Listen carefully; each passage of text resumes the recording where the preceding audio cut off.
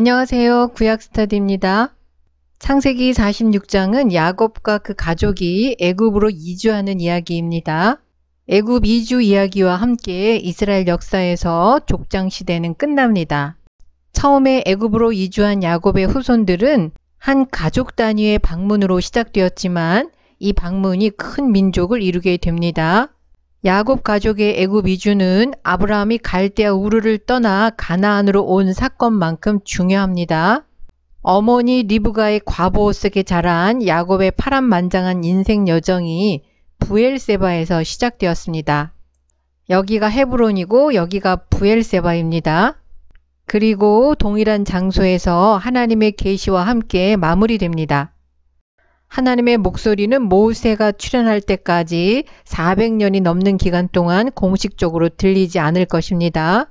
이스라엘이 모든 소유를 이끌고 발행하여 브엘세바에 이르러 그 아비 이삭이 하나님께 희생을 드리니 야곱과 그 가족들은 아마도 헤브론에서 출발했을 것입니다. 헤브론이 야곱이 거주했던 곳으로 마지막으로 특정되었던 곳이기 때문입니다. 헤브론에서 출발해서 브엘세바에서 희생제사를 드립니다. 단에서 브엘세바까지라는 표현에서 보여지듯이 단이 약속의 땅 북쪽 경계를 나타내고 브엘세바는 약속의 땅 남쪽 경계로 간주됩니다. 야곱이 브엘세바에 이르러서 여행을 멈추고 희생제사를 드린 이유는 본문에서 언급되지 않았습니다. 기근이라는 환경과 요셉의 권고를 받아들여서 애굽으로의 이주를 결심했지만 아브라함 언약의 상속자인 야곱은 약속의 땅을 떠나는 일에 하나님이 승인이 필요했을 것입니다. 브엘세바는 족장들의 역사와 관련이 깊은 곳입니다. 아브라함은 브엘세바에서 에셀나무를 심고 영원하신 야훼의 이름을 불렀습니다. 그리고 모리아 산에서 이삭의 번제 사건 이후에 브엘세바에 거주했었습니다. 이삭은 브엘세바에서 하나님을 만난 후 그곳에 제단을 쌓고 야훼의 이름을 불렀습니다. 그리고 야곱이 아버지를 속여서 축복을 받았을 때 브엘세바에서 살았던 것으로 보입니다. 왜냐하면 야곱이 에서를 피해 하란으로 도망갈 때 브엘세바에서 출발했기 때문입니다. 약속의 땅을 떠나 애굽으로 내려가면서 어떻게 하나님의 승인을 받지 않고 떠날 수 있는가 하는 문제가 야곱을 압도한 것으로 보입니다. 야곱은 브엘세바에서 아버지 이삭이 하나님께 희생 제사를 드렸습니다. 제단을 쌓았다는 언급이 없는 이유는 이삭이 브엘세바에 쌓았던 그 제단을 사용했기 때문일 것입니다. 야곱이 드린 희생 제사는 제바힘입니다. 제바힘은 희생 제물의 가죽을 제외하고 모든 부위를 제단에서 불사르는 번제와 다릅니다. 제바힘은 희생 제물의 일부만 제단 위에서 불사르고 나머지는 축제에 참가한 가족들이 먹거나 공동 식사를 하는 용도로 사용됩니다. 따라서 야곱이 드린 희생 제물은 요셉이 살아있는 것에 대하여 하나님께 드리는 감사 제물일 것입니다. 이스라엘이 그의 아버지 이삭이 하나님께 제물을 드린 후에 밤중에 이상 중에 하나님이 이스라엘에게 나타나 말씀하십니다. 이 계시가 족장에게 임한 마지막 계시입니다. 하나님이 가라사대 나는 하나님이라 네 아비의 하나님이니 애굽으로 내려가기를 두려워 말라. 내가 거기서 너로 큰 민족을 이루게 하리라. 3절은 야곱의 불안함과 주저함이 깊은 것이었음을 보여주고 있습니다. 많은 해석자들이 일반적으로 제시하는 야곱의 두려움은 첫째, 애굽 이주가 하나님의 뜻일까에 관한 두려움입니다. 왜냐하면 아버지 이삭은 동일한 기근의 상황에서 애굽으로 내려가지 말라는 경고를 받았다는 사실을 야곱이 알고 있었을 것이기 때문입니다. 두 번째는 나이 많은 야곱에게 애굽 여행이 무리일 수 있기 때문에 두려웠을 것입니다. 만일 여행길에 죽는다면 요셉을 만나지 못할 수도 있었습니다. 네 번째는 무엇보다도 창세기 15장 13절에서 아브라함에게 주신 예언의 말씀, 아브라함의 후손들이 이방에서 계기되어 이방인들을 섬기며 괴로움을 당할 것이라는 계시가 마음에 걸렸을지 모릅니다. 지금 애굽으로 내려가는 자기의 발걸음이 그 예언의 완성이 될 것 같은 두려움, 그래서 그의 후손들이 억압당할 것에 대한 두려움이 야곱을 사로잡았을지도 모릅니다. 하나님은 야곱의 이와 같은 두려움을 아시고 거기서 너로 큰 민족을 이루게 하시겠다는 약속을 주십니다. 놀랍게도 큰 민족에 대한 하나님의 약속이 약속의 땅이 아닌 애굽 땅에서 이루어질 것이라는 말씀입니다. 그 말씀은 간접적으로 애굽 이주는 완전하고 긴 기간이 될 것임을 말씀하고 계신 것입니다. 한 가족 단위의 방문이 민족적인 중요성을 가지는 사건으로 전환되었습니다.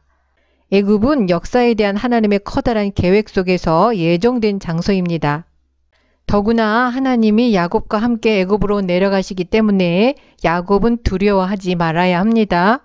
내가 너와 함께 애굽으로 내려가겠고 정녕 너를 인도하여 다시 올라올 것이며 요셉이 그 손으로 내 눈을 감기리라 하셨더라. 여행 중에는 물론 애굽에서도 야곱과 그 가족을 보호하실 것이라는 말씀입니다. 족장들의 하나님은 장소에 제한받는 분이 아닙니다. 그 하나님은 야곱이 하란에 머물 때도 야곱과 함께 하셨고 가나안에서도 함께 하셨듯이 이제 애굽에서도 야곱과 함께 하실 것입니다. 너를 인도하여 다시 올라올 것이며 이 약속은 개인적인 약속임과 동시에 민족적인 약속입니다. 야곱 개인은 조상의 매장지인 막벨라굴에 장사되기 위해서 가나안으로 다시 올 것입니다. 그리고 그의 후손들은 가나안 땅을 소유하기 위해서 돌아올 것입니다. 즉 출애굽과 가나안 정복을 약속하신 것입니다. 요셉이 그 손으로 내 눈을 감기리라. 장자나 혹은 가장 가까운 친척이 부드럽게 죽은 사람의 눈을 감기는 관습에 대한 언급으로 이해됩니다. 이 약속은 야곱의 죽음의 순간에 요셉이 함께할 것이라는 의미입니다. 그리고 그 약속은 그대로 성취됩니다. 하나님의 계시의 말씀을 들은 이후에 야곱은 브엘세바에서 출발합니다. 이때서야 비로소 수레를 타는 것을 보면 자기 마음속의 의문점들이 사라질 때까지 수레 이용을 자제했던 것으로 보입니다. 이와 같이 야곱이 그 아들들과 손자들과 딸들과 손녀들 곧 그 모든 자손을 데리고 애굽으로 갔더라. 야곱이 그 모든 자손을 데리고 애굽으로 갔더라는 말씀이 6절과 7절에서 두 번씩이나 강조됩니다. 그것은 이 사건의 민족적인 중요성을 부각시키기 위한 것으로 보입니다. 야곱 가족의 애굽 이주 이야기는 애굽으로 내려간 야곱 가족의 명단에 의해 잠시 중단됩니다. 이 명단은 그 자체로 독립된 형태를 이루고 있습니다. 여기에 언급된 족보들은 어머니의 혈통을 따라서 기록되었는데 레아와 몸종 실바, 라헬과 그 몸종 빌하의 순서로 기록되어 있습니다. 문제는 여기에 기록된 족보는 성서의 다른 곳의 기록들과 일치하지 않는 내용이 많다는 것입니다. 9절에서 르우벤의 4명의 아들이 언급되어 있는데 약 1년 전쯤에는 르우벤에게는 2 아들만 있었습니다.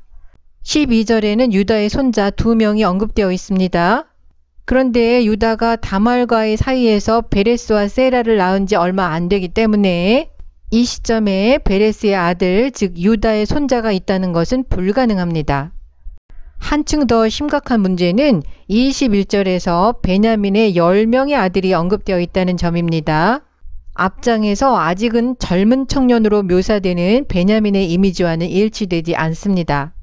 따라서 야곱의 가족 명단이 기록된 9절에서 25절은 원래는 독립된 명부였는데 이 명부가 애굽 이주 이야기 안으로 통합되었다는 결론을 내릴 수밖에 없습니다.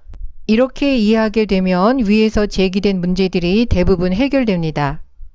야곱과 함께 애굽에 이른 자는 야곱의 자부 외에 66명이니 이는 다 야곱의 몸에서 나온 자며 26절에서 언급된 66명이라는 총기에는 상징적인 숫자가 아니기 때문에 특별한 자료에 근거한 정확한 숫자를 의미할 것입니다. 66명에는 야곱과 함께 애굽에 이른 자만 포함되어야 할 것입니다. 그렇다면 가나안에서 사망한 엘과 오나는 제외하고 본래부터 애굽에서 출생한 므낫세와 에브라임도 제외되어야 합니다. 이렇게 계산하게 되면 66명이 됩니다. 그런데 27절에서는 야곱의 집 사람으로 애굽에 이른 자의 도합이 70명이라고 전하고 있습니다. 70명이라는 숫자가 어떻게 계산된 것인지 분명하지 않습니다. 4명의 어머니를 통해서 나온 자손들의 합계는 70입니다. 그러나 이러한 계산에는 가나안 땅에서 사망한 엘과 오난도 포함됩니다. 그런데 출애굽기 1장 5절을 보면 애굽에 있는 요셉까지 야곱의 혈속이 모두 70인이라고 합니다. 여기에는 야곱은 포함되지 않습니다. 그렇지만 신명기 10장 22절에는 애굽에 내려간 내 열조가 겨우 70인이었으나 여기에는 야곱이 포함됩니다. 더 나아가 70이라는 숫자에는 야곱의 며느리들과 손녀들은 제외되었다는 점을 기억해야 합니다. 그렇다면 70이라는 숫자가 이 시점에서 야곱 가족의 정확한 인구 조사가 아닐 것입니다. 70이라는 숫자는 대가족이나 대집단에 대한 어림수인 동시에 70은 전체를 의미하는 상징적인 의미도 갖고 있습니다. 따라서 70은 야곱 가족 전체가 애굽으로 이주했음을 말하는 것으로 이해하는 것이 더 적절합니다. 창세기 10장에는 홍수 이후에 세상의 70민족의 목록이 있습니다. 즉 70민족이 노아로부터 퍼져나간 전체 후손들을 대표하고 있습니다.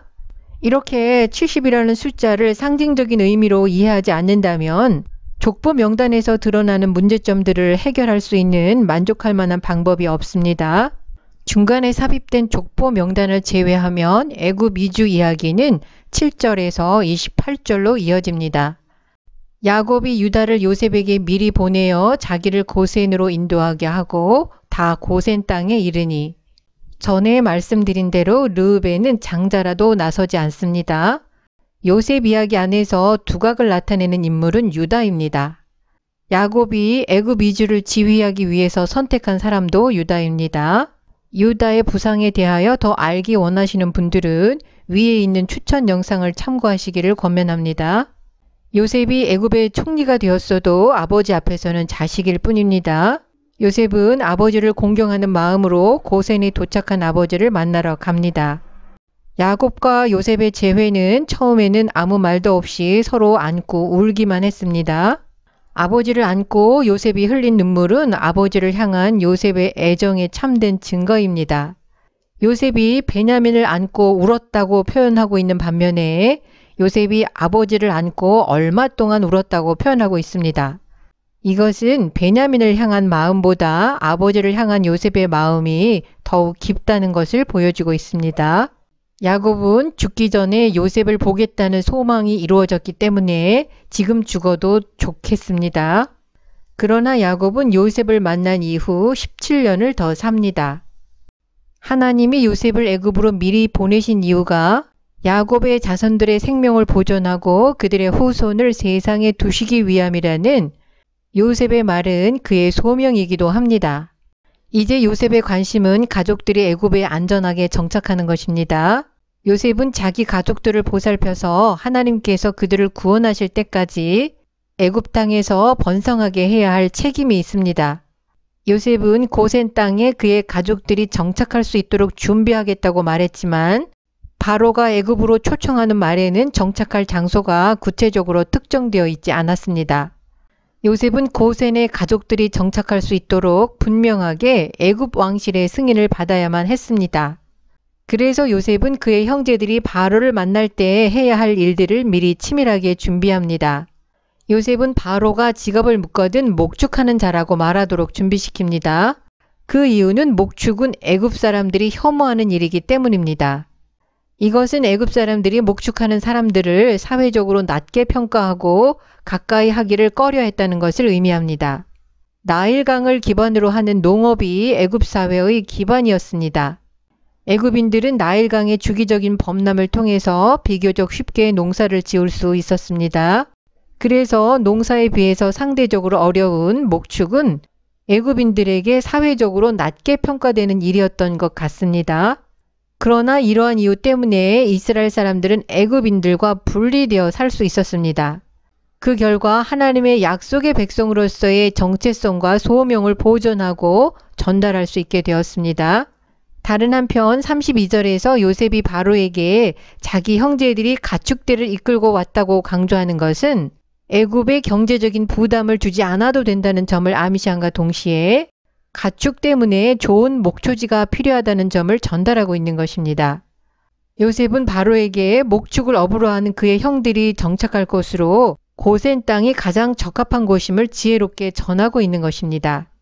고센은 목초지로 축복받은 곳이고 애굽 사회의 변두리에 있었습니다.